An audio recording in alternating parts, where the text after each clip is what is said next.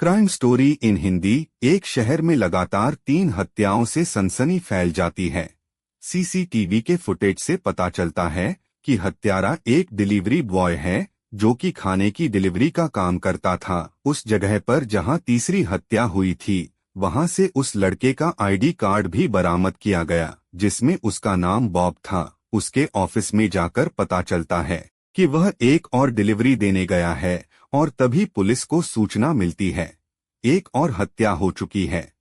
इस शहर में हत्यारा बेखौफ घूम रहा था और एक के बाद एक हत्या करता जा रहा था। प्रशासन के कान खड़े हो चुके थे। उसे लोकेशन ट्रैक करके गिरफ्तार कर लिया गया और उसे रिमांड रूम में ले जाकर पूछताछ करने पर पता चला कि ये हत्याएं उसने की ही नहीं, वह तो केवल खाने की डिलीवरी देने जाता था। पुलिस के अधिकारी भी यह नहीं समझ पा रहे थे कि सीसीटीवी में तो साफ भी जगह हत्या हुई है, उस जगह पर बॉब मौजूद था, लेकिन वह सच बोल रहा था क्योंकि इतना टॉर्चर करने के बाद भी उसने अपना बयान नहीं बदला था। अधिकारियों को कुछ समझ नहीं आ रहा था कि मामला क्या चल रहा है।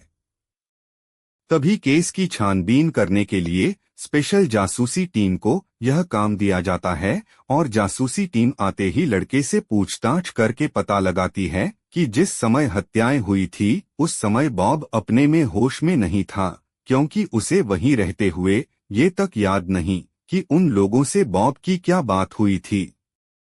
जासूसी टीम के अधिकारी बॉब का मस्तिष्क परीक्षण करवाना चाहते हैं क्योंकि उसी से पता चल सकता है कि उसकी मानसिक हालत ठीक है या नहीं और वह झूठ बोल रहा। यह सच बॉब को हॉस्पिटल लाया जाता है और उसके दिमाग की स्कैनिंग की जाती है। रिपोर्ट में पता चलता है कि बॉब के दिमाग में एक चिप लगी हुई है जिससे उसे कंट्रोल किया जाता है।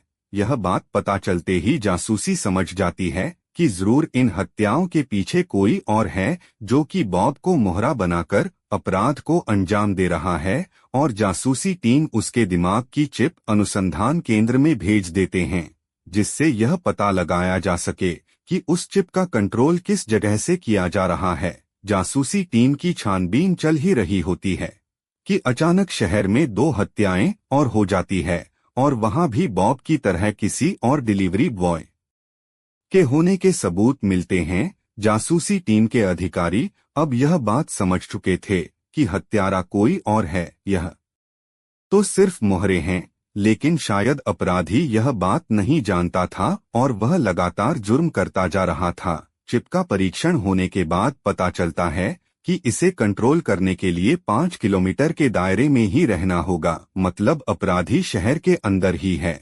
यह बात साबित हो चुकी थी और अब बारी थी उसे पकड़ने की, जिसके लिए जासूसी टीम साइबर पुलिस की हेल्प लेती है और हत्या होने वाली जगह से 5 किलोमीटर के दायरे का नेटवर्क एक्सेस करवा लेती है, जिससे उन्हें अपराधी के ऑनलाइन खाता, इंटरनेट की तकनीकी गतिविधियों की जानकारी मिलने लगती है। जासूसी टीम को कंप्यूटर स्क्रीन पर एक सिग्नल दिखाई देता है जिससे यह पता चलता है कि कुछ ही दूर एक और व्यक्ति कंट्रोल करके एक रिहायशी बिल्डिंग में भेजा जा रहा है और जासूसी टीम तुरंत उस लोकेशन पर पहुंच जाती है और हत्या होने के पहले ही उस व्यक्ति को गिरफ्तार कर लिया जाता है। लेकिन ताज्जुब की बात तो यह है कि इसे भी बॉब की तरह कुछ याद नहीं था और यह भी अपने धुन में मस्त बिल्डिंग के अंदर प्रवेश कर रहा था, लेकिन इसकी चिप अभी भी कनेक्टेड होती है। इस वजह से उसे कंट्रोल करने वाले व्यक्ति की वर्तमान लोकेशन पता चल जाता है। जासूसी टीम पुलिस को अलर्ट करके उन्हें गिरफ्तार करवा लेती है। हत्यारों के गिरफ्तार होने पर मीडिया की लाइन लग जाती है और सारे शहर में ये बात आग की तरह फैल जाती है। सभी यह जानना चाहते हैं कि हत्यारा ऐसा क्यों कर रहा था।